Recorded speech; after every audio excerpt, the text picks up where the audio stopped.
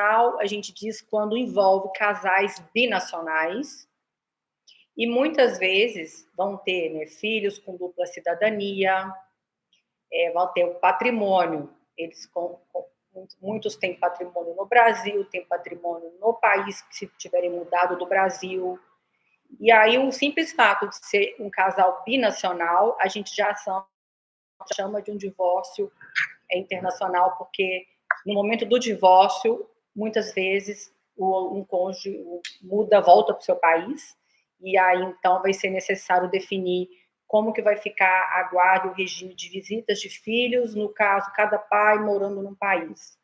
E se tiver bens também, como vai ser feita essa partilha de bens, se tem patrimônio no Brasil, tem patrimônio em Portugal, tem patrimônio nos Estados Unidos, como que resolve? Qual local correto para entrar com essa ação? Então, muitos brasileiros que estão morando fora do Brasil, ou até os estrangeiros que moram aqui casados com brasileira, eles não sabem onde é melhor eles fazerem o divórcio deles. Vamos fazer aqui onde a gente mora, ou a gente vai fazer lá no Brasil, que é de onde a gente é. Então, o meu maior público, inclusive, é de brasileiro no exterior, porque eles querem definir a situação. Vou fazer aqui onde eu estou morando, vou fazer pelo Brasil. Aí um cônjuge vai voltar para o Brasil. Ou então, às vezes, nenhum vai voltar. Vão continuar morando lá, mesmo após divorciado. Então, tem toda essa complexidade de temas para definir qual o local para abrir o divórcio. Eu nem vou usar termos técnicos jurídicos aqui, porque a ideia é que todo mundo entenda de uma forma bem simples.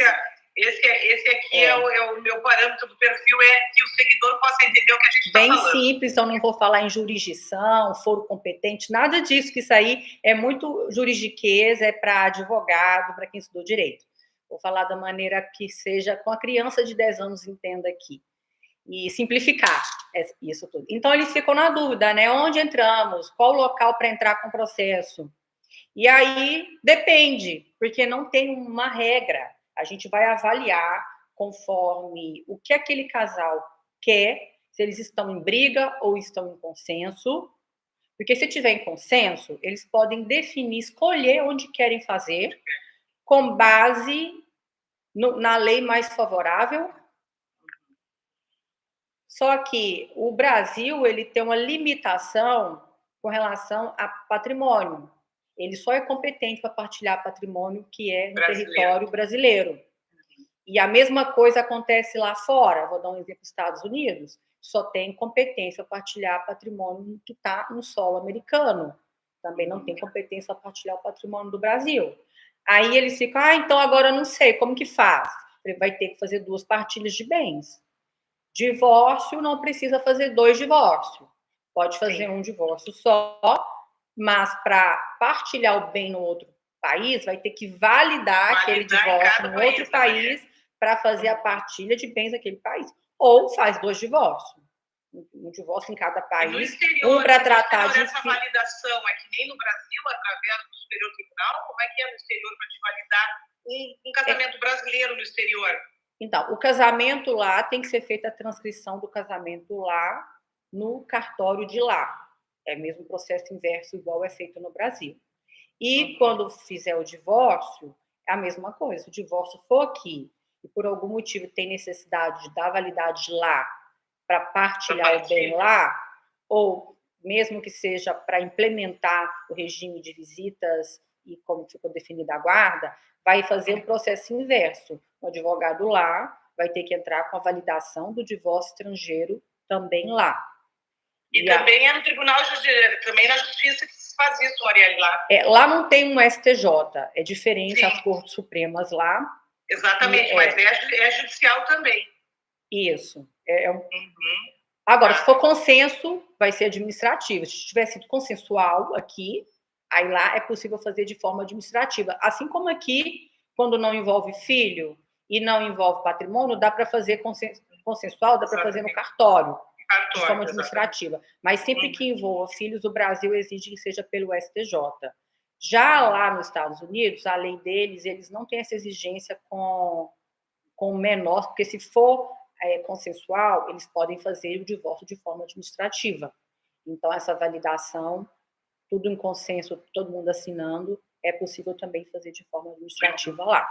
Então, Marielle Carolina nos pergunta aqui, o local do divórcio não tem que ocorrer no local do casamento? Não. Não é. Porque o que acontece? Se for em caso de litígio, cada país vai ter sua regra de local. E no lugar, tem Estados Unidos, exemplo, não tem uma regra única que vale para todo o país de 50 estados. Cada estado tem as suas regras próprias e, inclusive, tem um estado deles que é diferente, que eles seguem um sistema romano-germânico, que é igual ao brasileiro. E os outros 49 seguem o common law, que é um outro sistema jurídico, que é bem diferente. Então, cada um vai ter suas regras, mas só para resumir aqui, se for Estados Unidos, a competência vai ser de, se estiver morando lá, tem estado no mínimo 6 meses, tem estado que vai pedir no mínimo 1 ano, e aí, se casou no Brasil, não tem problema nenhum se decidir se divorciar lá nos Estados Unidos, caso enquadre nesse tempo, nesse período, seja consensual ou litigioso, a regra do foro vai ser do último, foro já não era para falar essa palavra, a regra do código para entrar é onde o casal morava, da cidade que o casal morava. Mas também tem que olhar aquele estado, porque pode ser que naquele estado permita que, se eles já tiverem mudado de casa, um pode entrar no domicílio do outro. Então, tem essas peculiaridades em cada estado nos Estados Unidos. E na Europa também muda de um país para o outro, porque não é uma regra idêntica entre todos os países europeus. Então, a gente vai avaliar, mas eu sempre falo, se for consensual, pode ser aonde eles quiserem. Pode ser no Brasil, onde qualquer lugar aqui do Brasil, num cartório brasileiro, se for simples, ou onde eles moravam. No Brasil, por consenso, pode ser, só basta a gente arrumar o comprovante de residência de antes. Consensual a gente faz aqui. Agora, em litígio, aí já entra nas regrinhas, e nem sempre é possível entrar com litígio pelo Brasil. Vai ter que entrar pelo litígio, é lá onde eles estão residindo mesmo. Não, eu noto que eu recebo muita pergunta, Maria, em relação a isso, porque as pessoas não sabem de que forma validar o casamento, né? Muitas vezes as pessoas, como eu disse, viajam, passeiam, se encontram e resolvem fazer o casamento dos sonhos fora, né? E aí depois fica aquele imbróglio com a pessoa já tinha uma vida no Brasil, o outro tinha vida no exterior, né? E começa a se misturar essa situação, fica bastante complicada, né? Quero agradecer a todo mundo aqui, gente. Que prazer, que coisa boa que vocês gostam das lives. A Joana Malheiros aqui é uma parceirona de live. Ela é também registradora civil aqui no meu estado. Marielle, ela faz seguido live comigo, me traz o extrajudicial muito próximo aqui do pessoal. É muito legal. Até já tem uma live marcada com ela em agosto. Em algum dia de agosto a gente vai fazer live novamente. A Carolina também fala aqui conosco sobre planejamento patrimonial. Todo mundo aqui nos assistindo, as pessoas que realmente contribuem muito aqui com o meu perfil.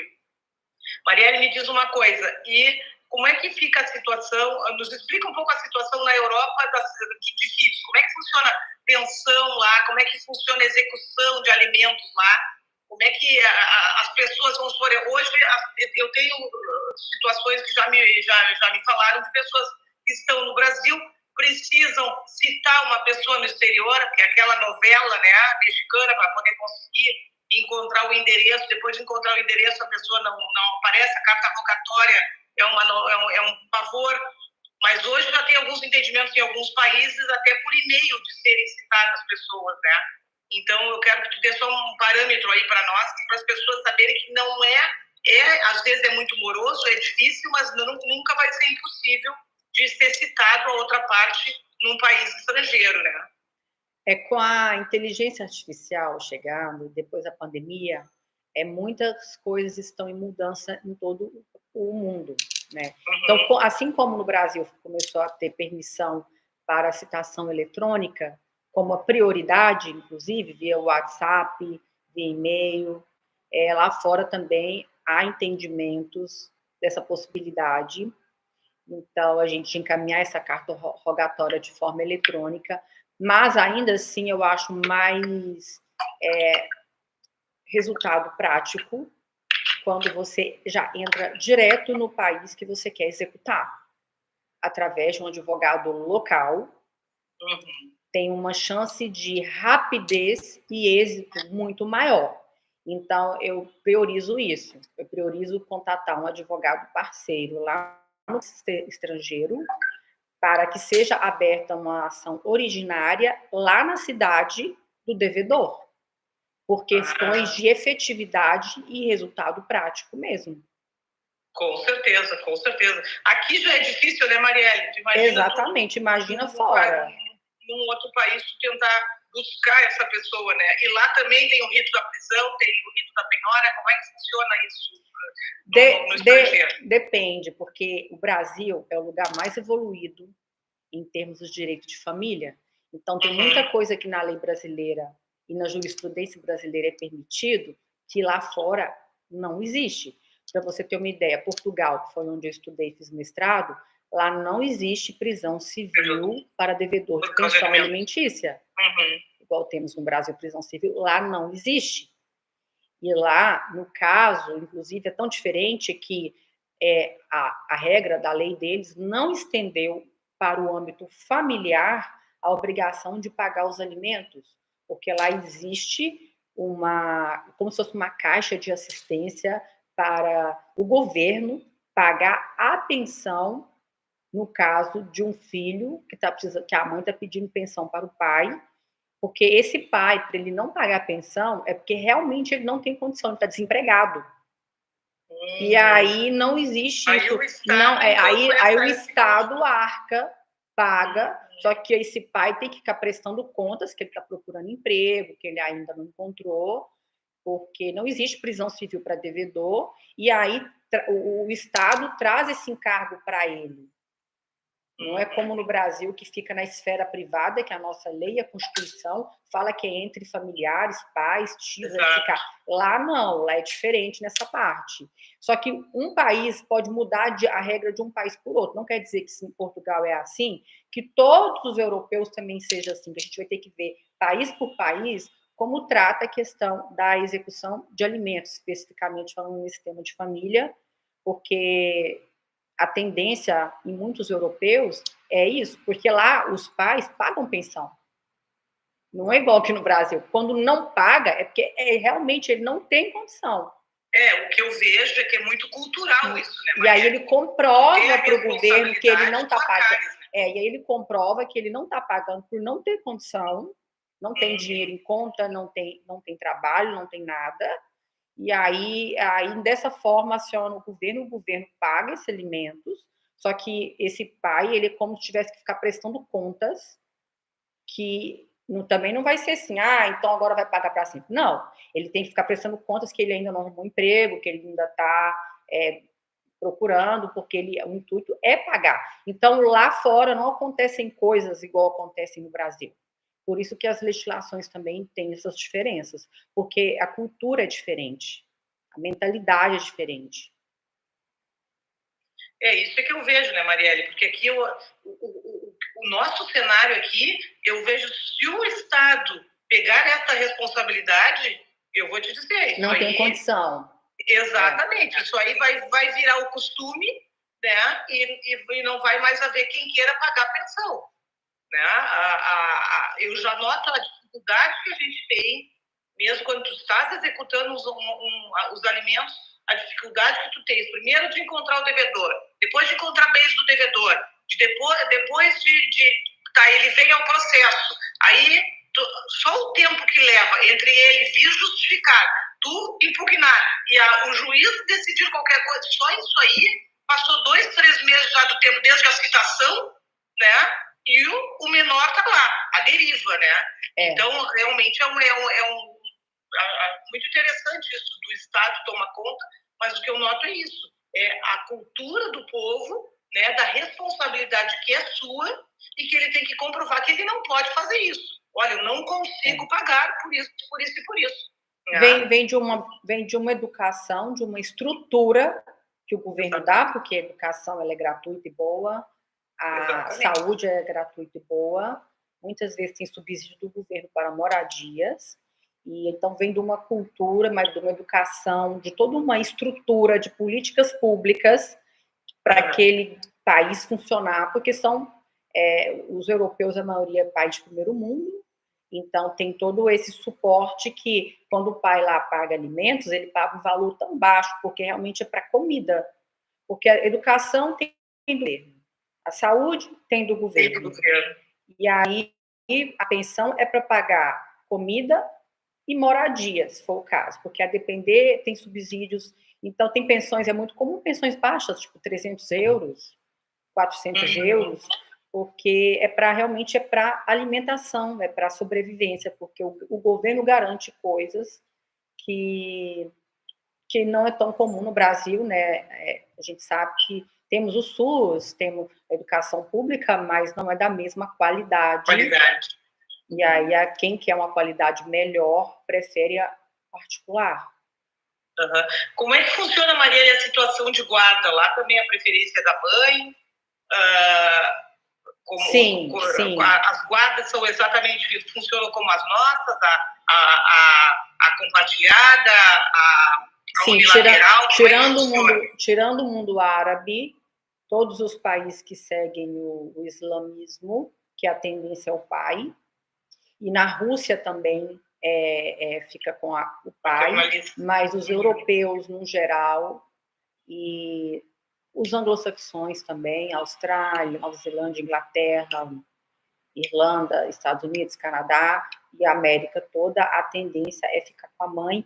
Inclusive, lá, eles estavam até mais evoluídos no quesito guarda compartilhada, que lá já existia a guarda compartilhada antes de ter a nossa lei no Brasil. E outra coisa que tem lá, dependendo do país, como a Áustria, até 3 anos de idade, o filho fica com a mãe e ela tem direito à licença maternidade 3 anos. Meu Deus! Então, tem alguns países lá, como a Áustria, que tem a licença maternidade 3 anos, porque eles entendem que até 3 anos de idade o filho tem que estar independente da mãe emocionalmente, inclusive, e aí a mãe, ela tem que estar presente na vida do filho o máximo possível. Inclusive, tem estudos psicológicos que falam, né, que é o próprio filho quem tem que querer se afastar da mãe. Na hora que ele sente que ele vai sentindo independência já emocional e tudo, e o certo é o filho, se ele já ir querendo se afastar da mãe. Então, esse afastamento, a mãe abandona o filho de uma certa forma para trabalhar. Então, tem países que seguem esses estudos psicossociais. Tem pessoas que não têm condições nem de cumprir os 4 meses, 6 meses. Exatamente. 5 meses agora, eu acho que até nem sei. Mas assim, Marielle, me diz uma coisa, e como é que funciona? Essa mãe que trabalha, vamos supor, ela trabalha na iniciativa privada, ela fica 3 anos em casa por conta do Estado? Ela fica 3 anos em casa de licença maternidade. Por conta do Estado, não do empregador. Provavelmente, eu nunca entrei em detalhes no caso desse da Áustria para saber quem está pagando quem está pagando esse salário, mas pelo que eu me recordo, é algo similar ao programa da Previdência. É igual no seguro-desemprego, a pessoa fica desempregada, tem direito a ficar 6 meses recebendo um seguro-desemprego. E como a licença maternidade aqui, é o INSS que paga. Agora, 3 anos, por isso que eu te pergunto, 3 anos é muito tempo, né? É muito tempo. Então, realmente, é um diferencial bastante grande, né? Esse foi um caso que eu peguei específico. Eu nem fui atrás estudar quais outros países que têm 3 anos também, mas eu sei que tem outros. Mas aqui eu estou dando exemplo só de casos que eu trabalhei, casos que eu peguei, tá?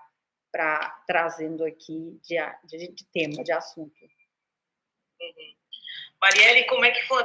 Então, a guarda funciona mais ou menos da mesma forma, 90% do mundo é a mãe, né? É matriarcal, a sua mãe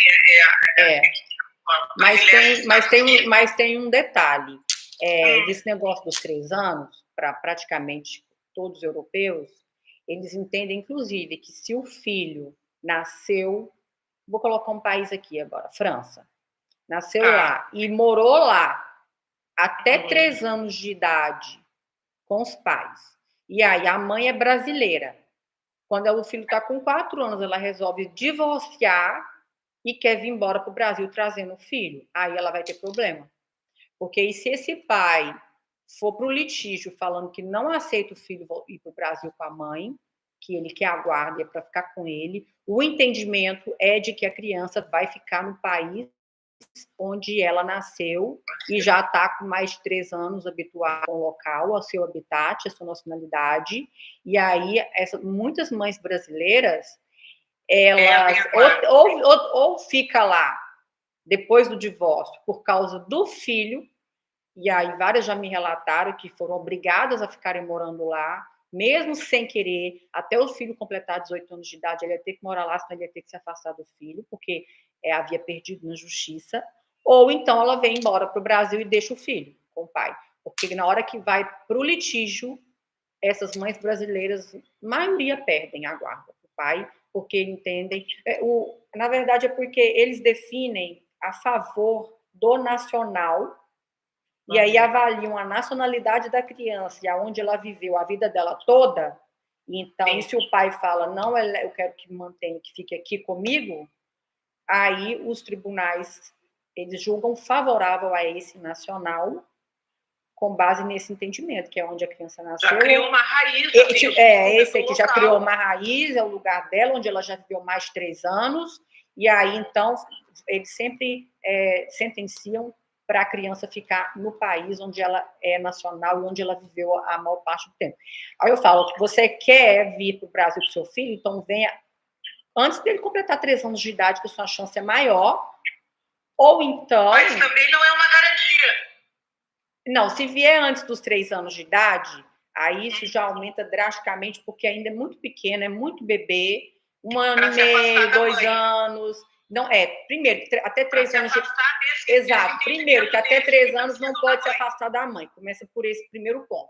Até 3 anos não pode afastar filho de mãe por causa dos problemas psicológicos e tudo, do estudo psicossocial. Além disso, depois de 3 anos, entende que ele já se acostumou com o lugar, já adquiriu raiz, já tem entendimento. Então, vai juntando tudo isso. Por isso que eu falo que é até 3 anos, porque... 1 ano e meio, 2 anos, 2 anos e meio, aí quer divorciar e quer voltar para o Brasil, tem uma chance maior, porque o filho precisa de estar com a mãe, ainda está em idade muito pequena, ainda muito não deu para criar raiz, não pode separar da mãe. Aí, nessa hipótese, poderá sim conseguir. Agora, depois dos 3 anos de idade, fica bem complicado. E aí eu já aviso, se for o caso, eu falo, sua chance de êxito é baixa. Se for um filho de 6 anos, de 8 anos, de 10 anos, eu falo, esquece, você não vai conseguir vir para o Brasil trazendo essa criança. O filho lá tem escolha a partir de que idade, Marielle? Ele só pode decidir a vida dele, o que ele quer fazer com 18 anos? Não, menor de idade, ele não tem decisão, né? Quem decide a vida deles é igual aqui no Brasil.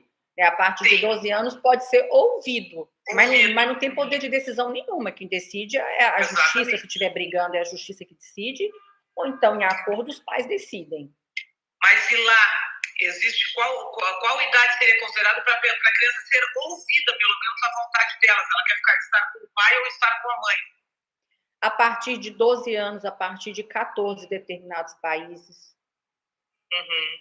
Que também pode, pelo menos pode ser ouvido para... Pode ser ouvido o que ele teria vontade de... Né? Muitas vezes essa mãe tem familiares no Brasil que ele frequentemente gostaria de vê-los e não consegue, né? Então, às vezes pode ter outras situações que elevam isso, né? Mas eu posso dizer que em 18 anos trabalhando e vendo isso, o que eu estou te dizendo aqui foi relatado por centenas, milhares, e sempre que eu estava pela mãe, muitas mães me falavam que, olha, eu tive que ficar aqui depois do divórcio por causa do filho. Eu até queria voltar para ficar com a minha família, para o meu país, mas aí eu não tive escolha, eu tive que ficar porque eu não consegui abandonar meus filhos. Então, isso acontece demais. Quando é caso de litígio, de briga, né? É que muita gente faz esse tipo de procedimento, casa fora e não tem nem noção desse tipo de situação, né, Marielle? Não tem instrução antes do casamento. O ideal seria, antes de casar, fazer uma consultoria jurídica, sabendo de todos os pontos que e tudo que poderá acontecer caso dê errado alguma coisa, porque a pessoa, ela estando prevenida, ela também tem como se precaver e se preparar. Porque, por exemplo, tem gente que, enquanto está grávida, já está vivendo um inferno no casamento. E aí, o que eu falo para essa pessoa? Se já está ruim, já está abusivo na gravidez, vem para o Brasil ter seu filho aqui. Porque não tem por que você ter o filho aí, depois, se já está ruim, não vai melhorar. Aí, se ele nascer lá e o pai querer ainda brigar e querer ficar com a guarda do filho, vai ter uma disputa de guarda que não é garantido que essa mãe poderá ganhar. Então, aí eu sempre falo, se não teve ainda, não deu à luz, já está ruim, já quer separar, então venha ter o filho no Brasil, mesmo que depois volte para lá. Porque aí, chegando aqui, tem o filho aqui, aí a gente já faz um processo aqui de regularizando guarda, visita, tudo, mesmo que depois volte para lá, e mesmo que volte com esse pai, porque pelo menos já vai ter tudo regulado aqui no Brasil e é só dar validade lá. Porque aí, se porventura vier a separar de novo lá, aí valida o que já foi feito aqui, porque uma coisa que já está feita já é preventa, né? A gente fala o termo jurídico, tem prioridade. O que o que vai na frente é prioridade. Então, não adianta aquele pai entrar com outro processo lá para definir agora a guarda e tal, porque já tem aqui definido, o que tem que fazer é só validar lá o que já tinha aqui. Resolvido. E pronto. Então, assim, tem maneira de, juridicamente, a gente blindar esses problemas de algo que já não está legal. A não ser que estava tudo lindo, perfeito, maravilhoso, e foi de repente, depois que a criança estava com 2 anos, que ficou um caos, e começou a abusivo e tal. Aí, tem 2 anos, então vamos resolver, vamos correr também para não ter risco de ter acusação de sequestro internacional. Porque acontece. E como é que funciona, Marielle, essa situação? Aí, tem mãe que vai presa. Teve uma vez que uma mãe me procurou, ela casou dinamarquês, e aí, quando casa, quando está apaixonada, elas acham que tudo é lindo, maravilhoso, vou morar na Europa, vou casar com europeu, não consulta com advogado, não pega consultoria de nada. Porque eu falo, tem que ter de regime de bens, tem que ter para saber como funciona divórcio internacional entre casais binacionais, tem que saber de tudo. Aí chega lá, aí no início é tudo lindo, perfeito, maravilhoso, mas aí muitas engravidam, aí o casamento começa a ser abusivo, seja por verbal, algumas vezes até física, né? Todo tipo de violência moral, psicológica, algumas violência física. Como e aí, no desespero... Como funciona a violência doméstica lá?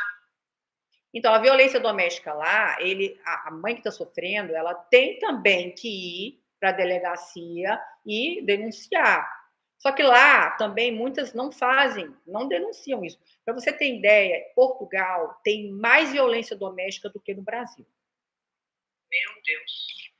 Só que é uma coisa que fica muito camuflado, assim, que é muito abafado. Então, eu só fui saber disso morando lá, que as estatísticas lá de violência doméstica eram altíssimas, que era muita violência doméstica.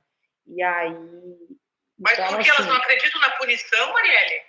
Não, acho que não acredito na punição, acho que não tem coragem é cultural, porque é um país muito machista. Sim. E machista, xenófobo, enfim, racista, e aí as mulheres acham normal, eu acho, não sei, não tem cultura também de denunciar nem nada, e a violência doméstica lá em Portugal é um dos piores da Europa toda. É o maior índice, então. Eu não sei se é o maior, mas hoje eu teria até que pesquisar, mas era entre os maiores, estava entre os 3 principais, mais violentos, onde ocorreu mais violência doméstica entre os países europeus. Aí, no caso dessa dinamarquesa, ela, num relacionamento muito ruim, E o filho estava com 2 anos e pouco. Ao invés dela procurar um advogado para se informar e para resolver de uma maneira no desespero, ela resolveu vir para o Brasil com a criança. Aí esse pai dinamarquês foi lá e denunciou ela na polícia, falando que ela estava fugindo com o filho, sequestro internacional. Pegaram ela no aeroporto e prenderam ela. Ela foi presa. Entregaram o filho para o pai, ela ficou presa e abriu um processo, né, ela ia responder por sequestro internacional, e aí o pai abriu o processo de guarda e visitas e tudo, pedindo a guarda para ele. E aí eu não sei o que foi que aconteceu lá, porque eu falei, olha, isso aí não é para mim. Vai ter que contratar um advogado agora dinamarquês para defender ela do sequestro internacional e para defendê-la no processo de guarda e visitas local, porque é na lei dinamarquesa, na lei local, e já não é mais comigo. Se ela tivesse buscado consultoria comigo no início, a gente teria feito uma preparação para eu intermediar junto a algum advogado de lá, para a gente se preparar para ver como que é que ela ia vir para o Brasil sem esses riscos todos de acontecer o que aconteceu. Que loucura. Sim, Vânia, o divórcio em países diferentes tem que passar pelo STJ aqui para validar no Brasil. É através do STJ que a gente valida. Não, se tiver divorciado no exterior, para valer no Brasil, a gente faz... Divórcio de pais em países diferentes, passa para o STJ, não vai ter que passar. Não, divórcio de pais em países diferentes, aí não passam pelo STJ. Aí pode escolher onde vai fazer o divórcio, vai ter que avaliar onde está filho, mas para validar o último domicílio. A situação do Brasil não tem que passar pelo STJ? Tem, mas a pergunta dela aqui foi diferente. Ela perguntou divórcio de pais que estão em países diferentes, tipo, o pai está nos Estados Unidos e a mãe está no Brasil, aí onde que vai ser feito esse divórcio? Aí depende. Eles estão em pais diferentes. Então, a competência no Brasil fala que a competência de onde está o filho. Então, vai fazer o divórcio na competência. Se tiver filhos, onde tiver o filho. Onde tiver o filho, se tiver filhos. Agora, se não tiver filho, aí, qual foi o último domicílio do casal? Se for litigioso, vai ter que entrar onde foi o último domicílio do casal. Agora, consensual pode ser no país que eles quiserem. Só que para valer no outro país tem que dar validade ou entrar com outro divórcio lá, fazer divórcio nos dois. Nos dois países. Me diz uma coisa, quais são os maiores riscos de quem se separa fora do país, Marielle? Os maiores riscos de quem se separa lá fora, deixa eu pensar. Primeiro, tem que dar validade no Brasil de tudo que aconteceu lá fora, tem que validar aqui, através do processo de homologação de decisão estrangeira, para fazer valer lá, aqui tudo que foi definido lá. Sim. Então, tem que fazer isso. Agora, se a pessoa, mas eu não vou voltar a morar no Brasil, eu não preciso, não sei o quê, vai precisar em algum momento. Porque aí, se tiver alguma herança a receber, não vai conseguir receber herança. Se quiser casar de novo, não vai poder casar enquanto não regularizar, porque o local do casamento, seja lá onde for, vai pedir toda a documentação pregressa, e aí ela vai ter que apresentar a documentação, tudo reconhecido e validado. Renovação de documentos e de passaporte. Também não vai conseguir regularizar, vai travar. Aí, na hora que chegar em algum desses problemas, aí trava, aí tem que validar no Brasil, para depois conseguir resolver o outro problema, seja de herança, seja de regularização de imóveis, seja de regularização de documentos, de emissão de novo passaporte, ou seja, para casar de novo. Aí as pessoas falam assim, gente, tudo que acontece lá fora tem que dar validade no Brasil. Eu já tive caso que eu peguei clientes que casou 3 vezes no exterior e já tinha 2 divórcios no exterior. E aí apareceu para mim, eu tive que homologar 2 divórcios e transcrever 3 casamentos. Porque já estava no 3º casamento com estrangeiro. Com estrangeiro, de novo? Era, 3 estrangeiros. Então, já tive que fazer a transcrição de 3 casamentos no Brasil e de 2 divórcios, validar 2 divórcios. E aí, foram ao todo 5 serviços, mas ela já estava no 3º casamento com gringo. E como é que funciona a convivência, Marielle, no momento do divórcio, a convivência com esses filhos? Como é que fica isso lá? É determinado como é determinado aqui na compartilhada um dia na semana e de 15 em 15 dias? Como é que funciona lá isso, a parte da convivência daquele que não tem o lar de referência?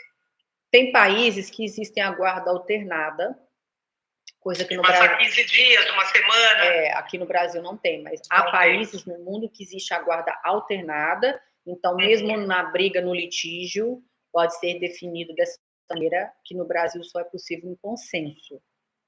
E a guarda compartilhada, que é, né, poder de decisão em conjunto, responsabilização, a maioria deles tem também.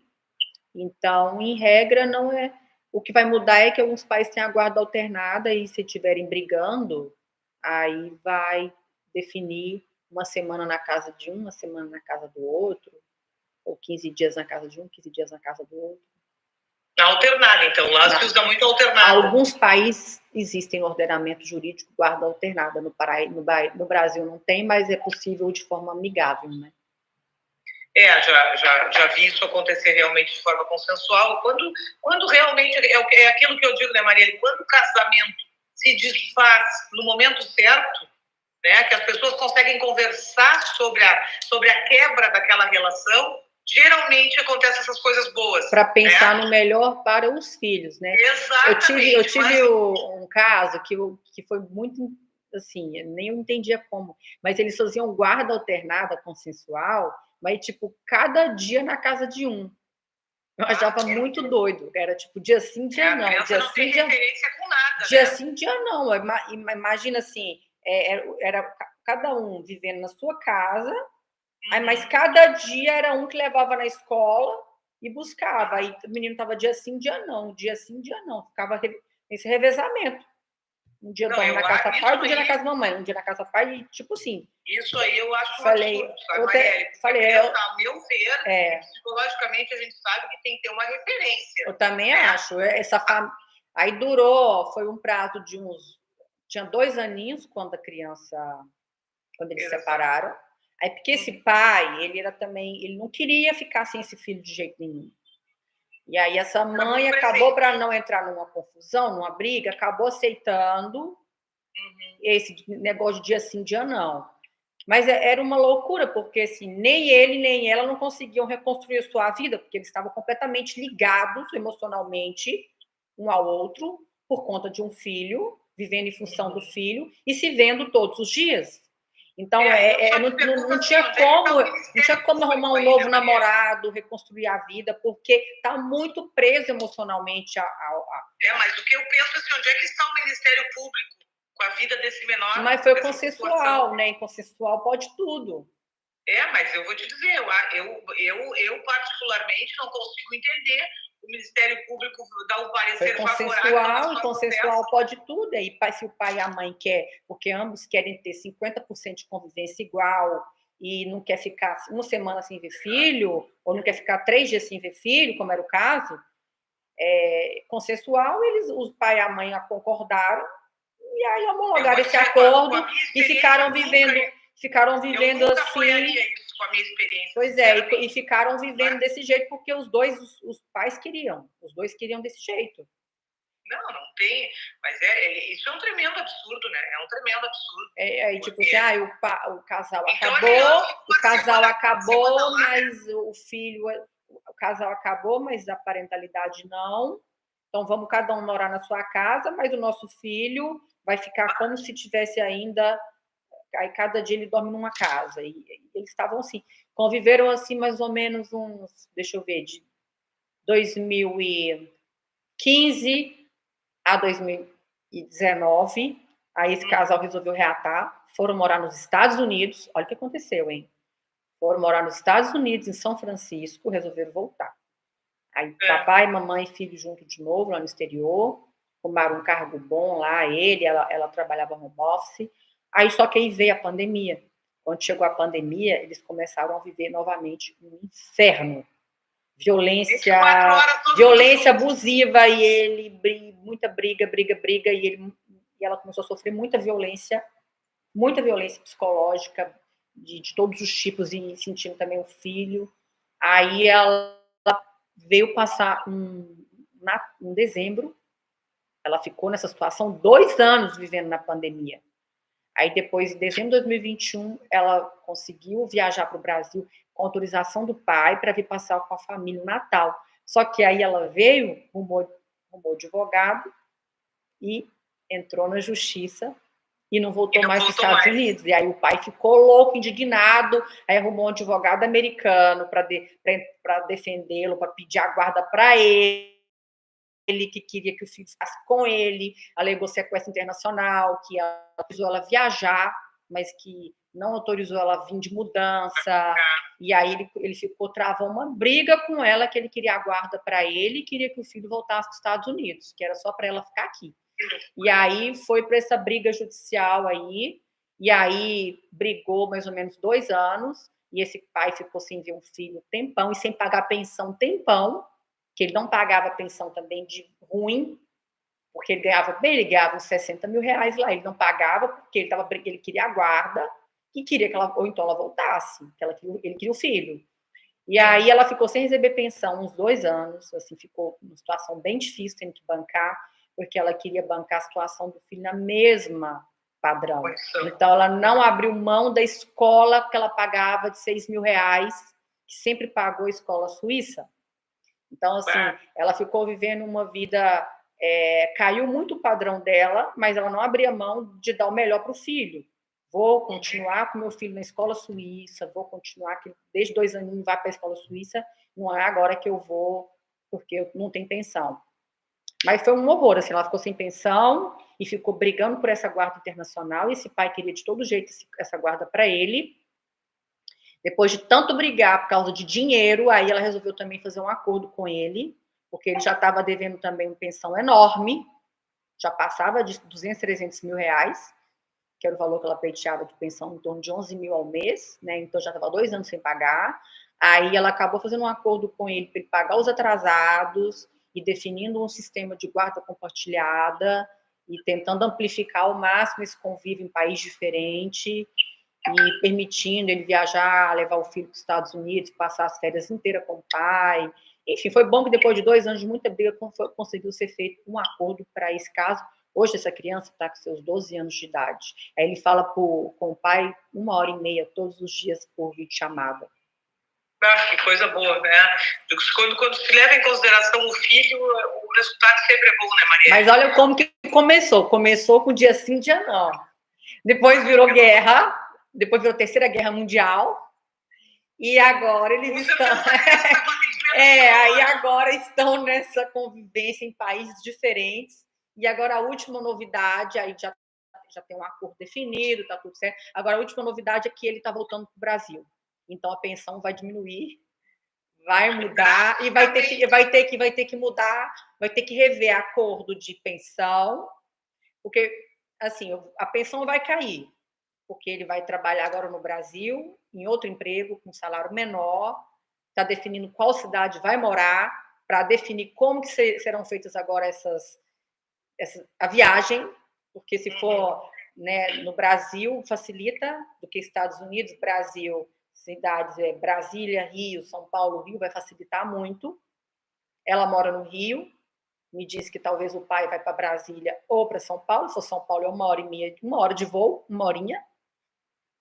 Se for Brasília, também dá 1h30. Vai começar aquela convivência de novo. Vai começar, Aí vai começar aí vai amplificar, vai ampliar esse convivência presencial, com certeza. Porque esse pai é muito louco com esse filho, muito apaixonado. E aí só tem... eu vou te dizer, quando os dois são presentes, eu me coloco no lugar dos dois, né, Marielle? É muito complicado. É muito complicado. Tu te afastares de um filho nessa idade e tu querer ser presente fica muito complicado, né? Quero parar de trabalhar com vara de família exatamente por esse problema.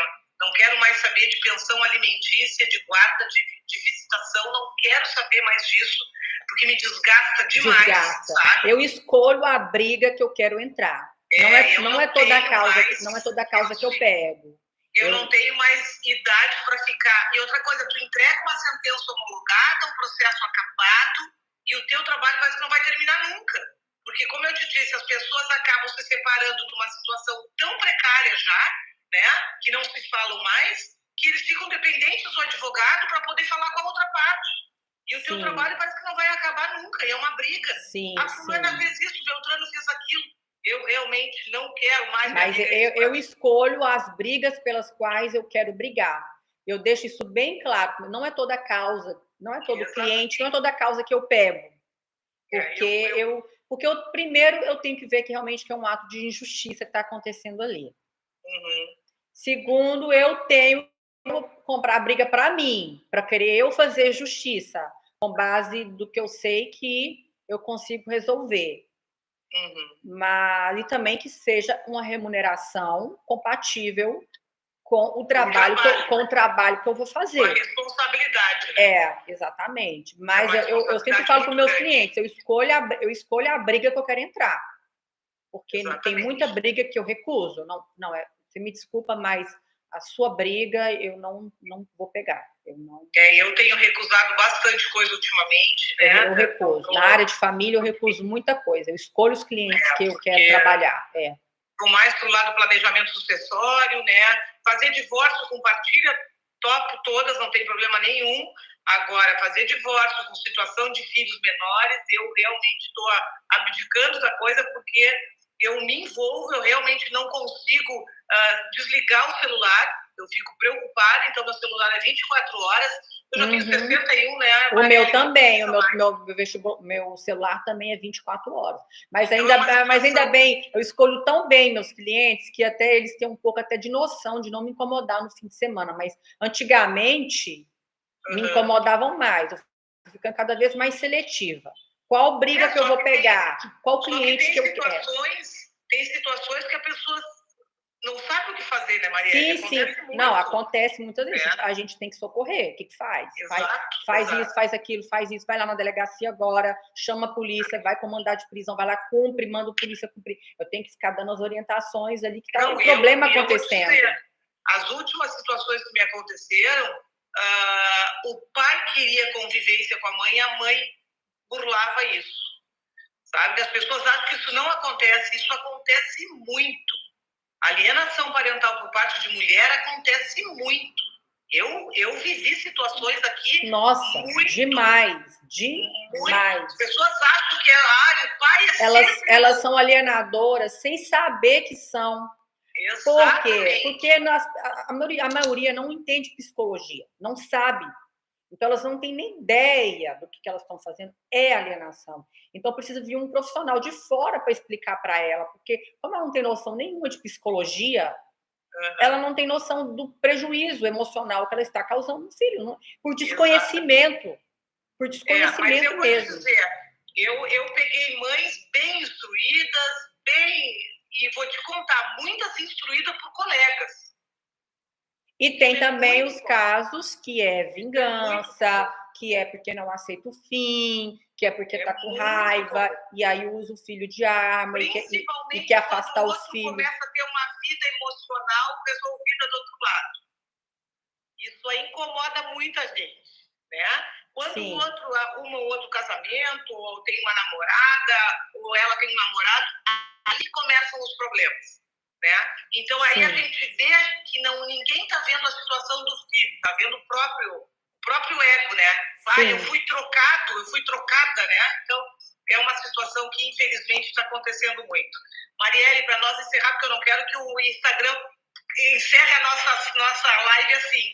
Eu queria que tu desse umas dicas finais para quem está pensando em se divorciar e tem essa situação de estar morando no exterior, ou de um marido ou de uma mulher ser do exterior. Qual é o melhor caminho, qual é o que deve ser feito, né? Aqueles que não fizeram preventivo, como é que faz agora? A minha orientação vai ser sempre consultoria com o advogado, né? Consultoria para casamento, para fazer as cláusulas do pacto antinupcial, escolha de regime de bens, porque é diferente entre países. Eu até estava explicando que o regime de bens parcial do Brasil não é o mesmo americano, porque lá nos Estados Unidos não é 50-50, Eles vão avaliar cada caso, pode ser 70-30, pode ser 60-40. Então, não vai a pessoa... Qual é o requisito? Não vai a pessoa achando que é 50-50 igual no Brasil. Mas qual é o parâmetro, então? Por quê? Porque lá o juiz, ele olha...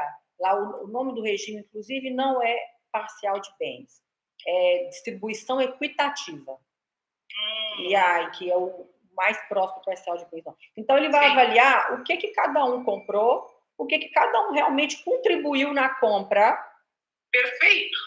E aí vai fazer a divisão equitativa de forma como avaliando se teve realmente esforço em comum ou não.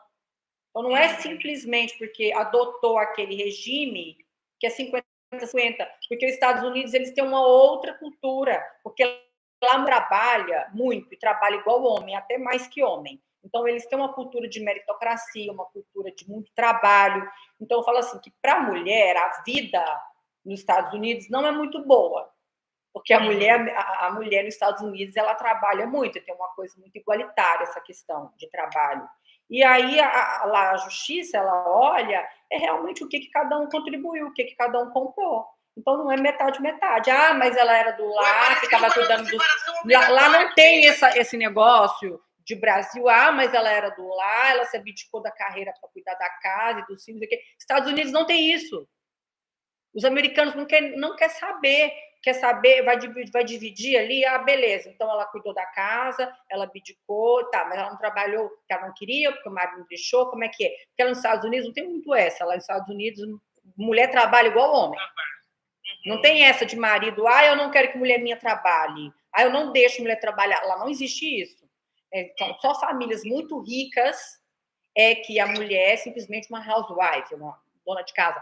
Mas ainda assim, muita mulher casada com milionários, elas vão trabalhar, ou vai trabalhar até na empresa do marido. Assume algum setor, alguma coisa, vai trabalhar. Então, lá é outra cabeça, outra mentalidade, outra cultura. E aí a mulher acha que vai, vou ter metade de tudo. Não vai, não. Porque o juiz vai olhar lá e vai fazer uma distribuição equitativa, ele vai avaliar tudo e às vezes vai ser 60-40, vai ser 70-30.